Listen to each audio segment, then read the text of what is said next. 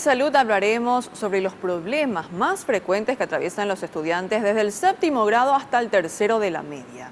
Una última encuesta señala que existen altos niveles de sobrepeso, consumo de alcohol, sedentarismo, depresión e inicio precoz de las relaciones sexuales antes de los 14 años. La encuesta realizada por la Organización Panamericana de la Salud revela que el 35% de los jóvenes en edad escolar consume alcohol y un 30% empieza a tener relaciones sexuales antes de los 14 años. Otra preocupación es que los encuestados, en un alto porcentaje, tienen problemas de relaciones personales y el 13% de ellos llegó a pensar en el suicidio.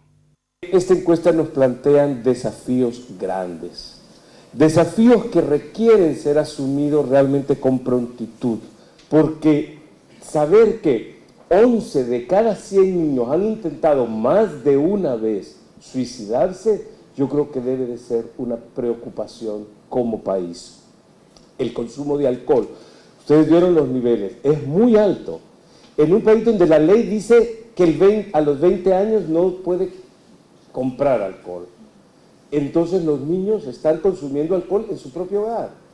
La encuesta también indica que un 32% de los estudiantes padece sobrepeso u obesidad, que luego puede llevar a la diabetes e hipertensión. El 60% de este grupo dice que consume grasa, bebidas gaseosas y que no realiza actividad física en el colegio. El tema de las cantinas escolares es un foco muy urgente de ver. El menú de la alimentación escolar, pero también la organización de del horario de la escuela, de las actividades, de manera que se pueda extender el tiempo de permanencia de los chicos en la escuela e incorporar la actividad física diaria.